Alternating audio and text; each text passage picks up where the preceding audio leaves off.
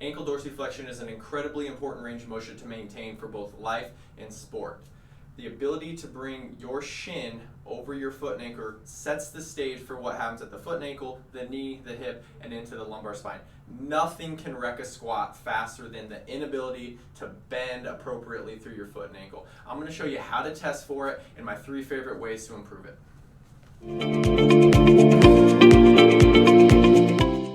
Dr. Peters here with Omni Chiropractic, providing solutions to pain and performance. The problem I want to solve today is limited ankle dorsiflexion. How can we measure that? And then my top 3 ways to fix it. We're going to measure it with this ruler or some prefabricated blocks, and then we'll kind of dive into where we need to be and then how we get there with the top 3 mobility exercises for the foot and ankle. Let's check it out. The most effective way to objectively measure ankle dorsiflexion is with a ruler. I call it the $1 million ruler because it transforms this cheap little flimsy ruler into a device that can prevent injuries and maximize performance. So if we place that ruler up against the wall, our goal should be able to have our big toe at 4 inches. The research demonstrates that for every centimeter that you can gain on the ruler or the knee to wall test, you have 3.6 degrees of ankle dorsiflexion.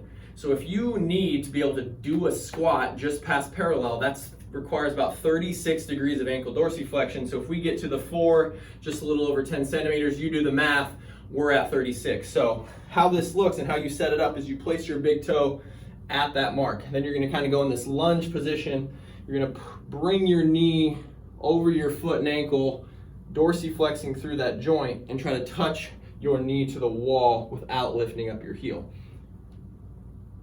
Okay, when I'm in the office, I actually have prefabricated blocks that I cut because this prevents, a lot of times you'll feel your toe start to slide.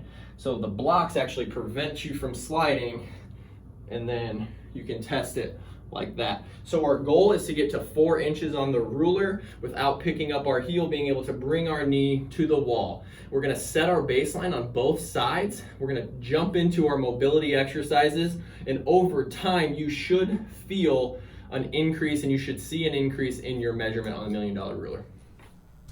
The first exercise to improve ankle mobility is going to be in this half kneeling, and we're going to kind of do a various degrees of movement. So you're going to start in this half kneeling position, and you're going to start off by just kind of bringing that knee over your toe. You can kind of use your hands to help guide your lower leg or your tibia over your foot and ankle. So I like to kind of internally rotate it, stabilize with the other hand.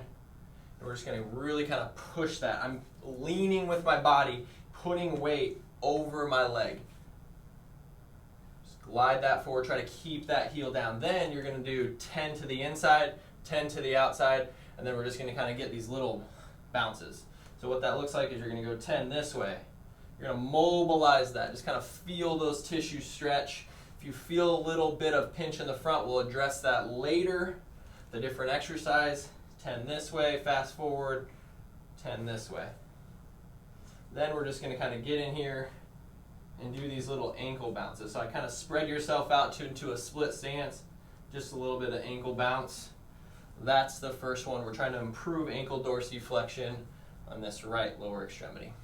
A slightly more advanced feature of the first exercise is we're going to add a muscular contraction to our mobility exercise. And what this does is it creates a connection between the muscular system in the joints and the neurological system, our brain, spinal cord. It tells the brain what we're trying to achieve by contracting that muscle. So when you're in this position, it's important to understand not only do we need posterior length, but we need anterior strength. We actually need muscles to kind of help us pull that foot towards our shin, while the muscles on the back are able to relax and extend enough to let us get through this. This is why just stretching your calf isn't enough. So if you get into this position, and I'm really loading this right lower extremity. So once I kind of find my end range barrier and I hold that for a minute or two like the last exercise, now I want to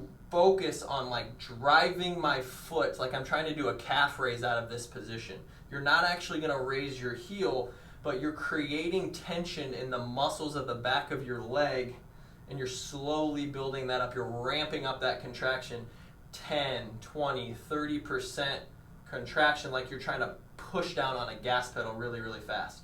It's important not to just grip with your toes, but actually push through that big toe. So I'm feeling it in the back here. My foot and heel are staying on the ground. So I'm going to hold that, and then I'm going to release that tension and try to go to my next barrier. So you're going to add that 5 to 7 times. You're going to create those holds, those isometric holds. Isometric just means no muscle, they're not actually moving, you're just holding the contraction. So you're going to do that, and then after that, you're actually going to stay in that position, and you're going to do the opposite. You're going to use the muscles of the front of your shin to act like you're pulling your foot up. Your foot should stay on the ground, but if you kind of engage those muscles, you'll feel it in through here. That's that anterior strength. So we're going to contract those muscles on the front side of the ankle and the foot.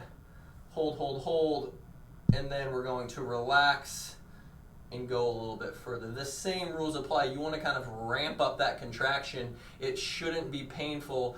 If it is painful, you need to back it down or kind of utilize exercise 2 where we use the band.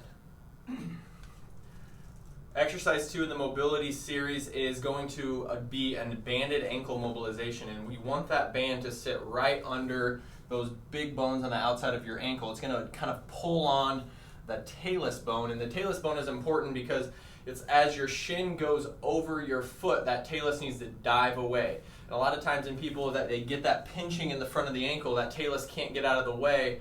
We can manipulate that in the office with a long axis move. But if you want to do a banded ankle mobilization, a lot of times that will help relieve some of that tension, and then you can kind of move through it much like exercise 1. So how that looks is we have a 2-inch resistance band. We're going to put a pretty good stretch on it, still in our half kneeling position, and then that pull back kind of helps set that talus a little bit better, and then we can glide into that just like we did in exercise 1, where we're kind of going towards the inside, going towards the outside. If you feel that pinching, stretch it out a little bit further, and that should help relieve it. So exercise 3 is going to kind of tie it all together. We're going to get onto both lower extremities. We've kind of been in a split stance. We're going to improve our ankle dorsiflexion and mobility in a deep squat for a squat. So we're going to go about how wide we like to go with our squat. A kettlebell kind of helps as a counterbalance, so we can sit a little bit deeper while maintaining a good spine angle. And then we're just going to kind of sit into one side and kind of add those bounces like we did in exercise 1. We're just going to kind of transition back and forth, kind of really sit into that ankle, kind of getting comfortable, bringing that shin over our toes. You can come out of it to relax, then go back in it, bounce, bounce, bounce, kind of improve that range, kind of glide that knee over the toe, and same thing on this side. Try to prevent your hip from spilling out. You're going to want to keep your weight and keep that knee over your toe.